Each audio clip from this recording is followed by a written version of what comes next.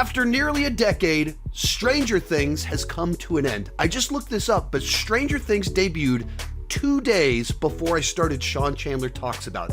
As long as I've had this channel that is now my career, Stranger Things has existed until now. And that means it's time to stop and rank every season of Stranger Things one last time.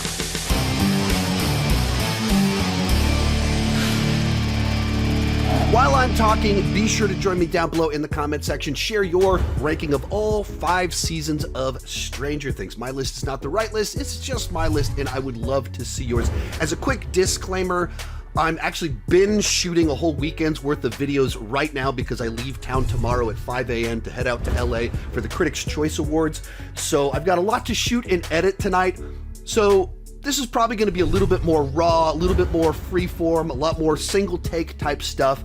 And sometimes my personality comes out a little bit more. Sometimes I make a few more mistakes, but sometimes the videos are also better when it is just kind of freeform Sean Chandler, just so you know what you're about to watch. And let's get started. Coming in last place, Season 2. Now, I still think this is a good season of television that has a few great elements in it, but overall, I think it's the season with the least fun and the least unique value. I think every other season has something about it that I'm like, oh, that was really cool with what they did with the plot. And this one just is a bit too much of a rehash of season 1, just not as good. Now, on the positive side, it does a pretty good job of following up the events of the first season and seeing where the characters are at and how they would change in light of the events of that season. They wouldn't be the same people. The city wouldn't be the same. So it kind of follows them up and digs a little bit deeper on a little bit of the lore, expanding our understanding of a few things. And so there's an exploration to it that I enjoyed. Likewise, what probably the best thing about this season for me is some of the new additional characters and character work that was done, new friendships that were formed. So Max and Billy, I think, are both solid additions. I think Billy is more interesting because he is such an abrasive character with so few strong character qualities, but still having a certain charm and charisma to him. That's kind of very interesting to me. But of course, Max became a key piece of our central team.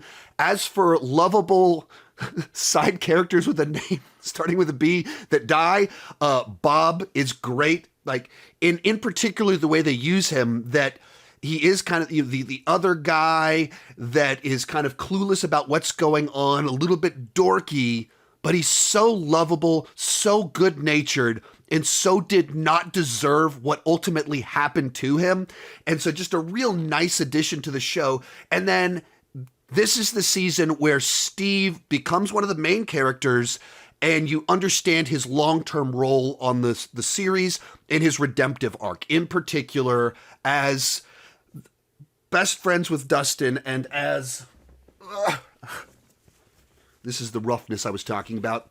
The babysitter just becomes one of the best characters on the show in a way that was not hinted at all in the first half of season 1. And then in the very last couple of episodes, they give you a hint of that redemption arc and the qualities that he has, and then it really goes for it at the end.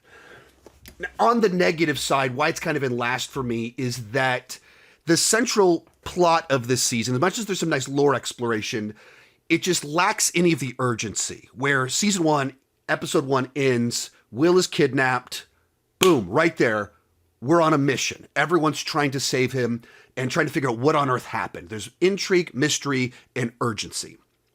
Very personal stakes. And this season is like there's crops rotting, the city's in trouble, but it lacks the potency of a child has been missing and we don't know what happened. And so it's a rehash of season 1 without replacing some of those key elements that gave the season its forward story momentum. Then it does the Empire Strikes Back thing, which is telling a darker story and splitting the team up, which in Empire Strikes Back went great. I don't think it fully works here because so much of the dynamic is the group together, the coming of age story. And when the team is broken up a little bit too much and 11 is totally separate until the finale, you just lose some of my favorite stuff, and everyone kind of has PTSD. It's darker, it's moodier. So just kind of the fun, the coming of age side kind of gets squeezed out of it. And then, of course, you have infamous episode 8, widely regarded as the worst episode of the show, or universally regarded as the worst episode of the show until, volume 2 of season 5, where some people have some different opinions about that. Still, like I said, it's an enjoyable season. It's solid, but for me, I think easily the season that has the least unique value offered. In 4th place, Stranger Things 5. I went back and forth whether to have 2 or 5 in last place. I would say that season 5's highs are much higher than 2's, but its lows are also much lower, outside of that episode 8 debacle in season 2. But ultimately, I think 5 has a lot more memorable scenes or plot lines that are just satisfying because it is closing things out, has gigantic boss fights, things like that just make it pop more than 2. So despite its flaws, I think I prefer it a little bit. For me, I really enjoyed volume 1 of kind of showing where the city was at, establishing them as proactive people on a mission, that they're no longer kids just trying to do regular life in a city that's been through apocalyptic events. They truly changed on a mission to catch Vecna, training 11 for this final showdown, treating her truly as the superhero that she is. I really dug all of that, and just having a certain scope and size to spending so much time in this other realm where season 4 had no Hopper 11 other than the final scene. There's just so much Hopper and 11. But then, of course, we had the volume 2 problem, that there were some things in there that were quite good, some nice little character moments. But as you're trying to set up your finale, there was just no urgency and stakes. You didn't feel the suspense and tension that you should feel as worlds are literally about to collide. And there were so many missed opportunities to add conflict on top of conflict because you have the military in the city, and there's so many points in time where they're like going to bases, lifting up panels, turning off security cameras, and you could add conflict right there of them having to be on the run and have stakes, consequences, and they just didn't do it. And they replaced so much of that with characters in the middle of high tense situations stopping to talk, where it made absolutely no sense to stop and talk. In particular with Max. 2 different times, she runs up to a portal to leave that she's been trying to get to for 2 years, and she pauses. One time that leads to Vecna showing up and they don't escape. And the second time, there's like a 10-minute conversation right as she's standing at the portal, and you're like, this is bad. This is not when this should be taking place. It just kind of let the air out of the balloon, the tension, the stakes, the consequences, the urgency. But the finale, I think, ultimately was a satisfying conclusion to the show. It's not the best. It's not a great finale. It's not an all-timer or anything like that. But it delivered a big boss fight that truly lived up to the size in a lot of ways, with the mind flare, machine guns, superpowers, all this stuff kind of happening. And then you get the epilogue that was just kind of a nice send-off for everyone, that you got kind of a little bit of a follow-up. I have some mixed feelings on the 11 Hopper thing. I have problems with the idea of giving Hopper basically Marlin's character arc from Finding Nemo in a context where it's like she wants to die. And be like, you just gotta let go. Like, that's not quite the same thing as Finding Nemo with what we're doing here. And some of those explanations, they didn't quite add up for me. But overall, I dug what they did, how they sent off the characters, and had some nice notes to it, though not a great finale. So some real solid high points in season 5, but also not nearly as it could have or should have been, given that they took 3.5 years to make it. In 3rd place, Stranger Things 3. This is probably the most purely fun season of the show, where it leaned into 80s culture and gave them a lot of opportunities to be 80s teenagers. They're going to the mall, they're dealing with jobs, dating, and they introduced a number of just really fun kind of side characters all along the way that just made for a really enjoyable, charming season of the show. in addition to the malls and the fun, the bright colors and all of that, it also has quite a few 80s homages on the tension side to things. There's a lot of Terminator references, like the threat of Russian invasion and stuff. This is all very 80s. You've got some invasion of the Body Snatchers, Red Dawn, even a couple things that have a little bit of a Die Hard vibe to it at times. Hopper's got the Magnum PI looking aesthetic to his look and everything like that. Of course, the most important new character added, Robin, someone that you're able to kind of counterbalance a number of things in Steve's life. He was kind of so defined by his relationship with Nancy, and so giving him someone that is a platonic relationship with a girl that is very close with him and eventually becomes closer than Nancy in certain ways, but that's not romantic, is important for the character. Likewise, having a friend that is his age, that knew him before, that it's not kind of the brother dynamic that he has with Dustin, really kind of balances him out a little bit. It still has some death in it. Of course, there's still stakes, all leading up to a big old mall fight with the kids using fireworks. I do think this is one of the seasons where there's probably some bigger, just pure logic gaps of like, hey, wait a minute. How on earth did Russians build all of this stuff underneath the mall? And I'm not quite buying into everything that you're trying to sell me on this one. The Body Snatchers plot, I thought, maybe strained a little bit of, I don't know, just kind of felt a little bit too chaotic and inconsistent. And especially now that we kind of know the grander lore with Vecna and everything, it's like, how did all of some of that tie into? I don't know, that quite adds up. And I wish that Billy's arc had been handled differently. Just so early on, he's turned into a villain and then kind of just gets a little bit of redemption at the end. But just so much of the season, it wasn't him. It wasn't him. And so you lost the character really in episode 1 and only briefly get him back kind of for his redemptive death. You know, I would have handled that, probably balanced that a little bit differently. And so just, it felt like a season that had some cheats to it to try and go bigger, more spectacular, and do the Red Dawn Russian type stuff in there. But, you know, just like I said, overall, like, I like that we have a season that was an 80s summer fun time. Colorful, bombastic, especially following up season 2 that went darker. It was the pivot that I think it needed at that point in time.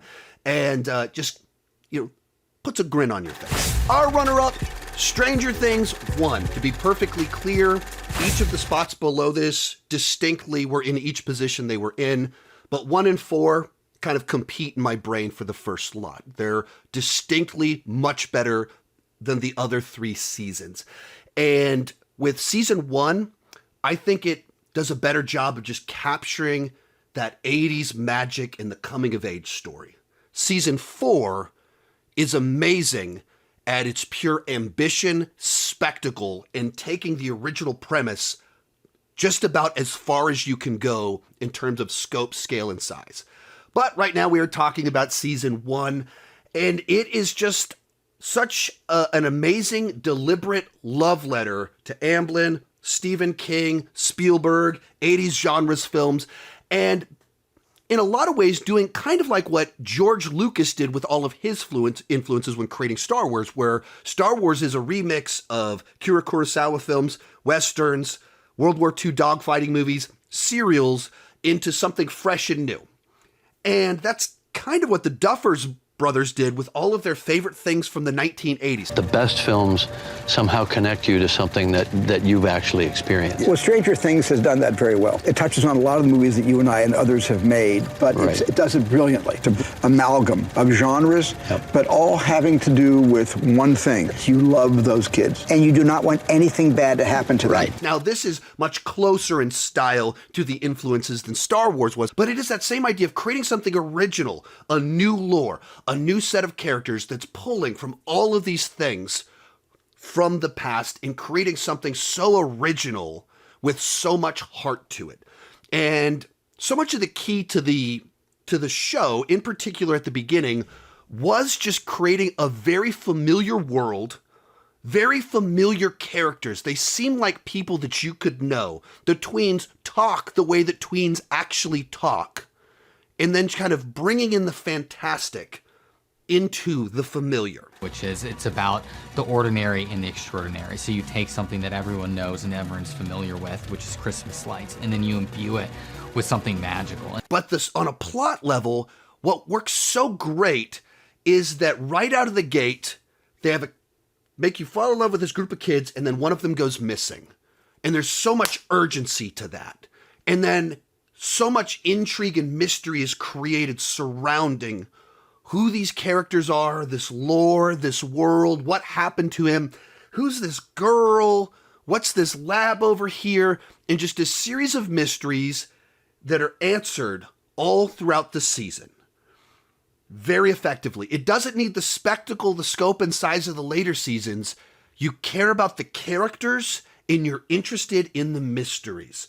For me, the standout arc of the season and kind of the show is Hopper in season 1. So, I mean, that's because I'm a middle-aged dad. That's Hopper. And just showing him initially as someone disconnected, not taking it too seriously, and then immediately becomes so emotionally invested in it. As it kind of takes this former war hero, former father who's a very broken man, and it gives him a purpose again. And he becomes this heroic protector, desperately trying to solve this mystery and save this boy, and using him in so many ways to kind of be that perspective of the person slowly being convinced of everything. Other strong one is Steve, who you hate for almost the entire season, and then they just give him just enough humanity when he's humbled, and he just snaps out of it, snaps out of being this idiot, and they allow him to give him grace. And I love that. He originally was just supposed to be the classic douchebag that was the cliche. And by not allowing him to be one-dimensional douchebag, they made him so much better of a character. It has emotional stakes. It has personal stakes. You care about the characters. It creates a great world. It's one of the best seasons of television ever created. But coming in first place, Stranger Things 4. And I would say that Stranger Things has 2 all-timer seasons, Stranger Things 4 also being one of the great seasons of television of all time. Whenever it first debuted, I had some criticisms of, trying to cheat to tell this big of a story, and wait a minute, how did they know to do this? And maybe some of the stuff with 11 at the beginning was stretched out a little bit too long with her being bullied. Rewatching it in preparation for the finale, it's just truly remarkable that this is a season of television and how much this show was able to just grow in its scope and size and earn it. In a way that other shows try and cheat their way to this size, Stranger Things built itself up into a cultural event and a story worthy of being this epic, taking place in 2 states, 2 different countries, and multiple dimensions. Truly amazing stuff.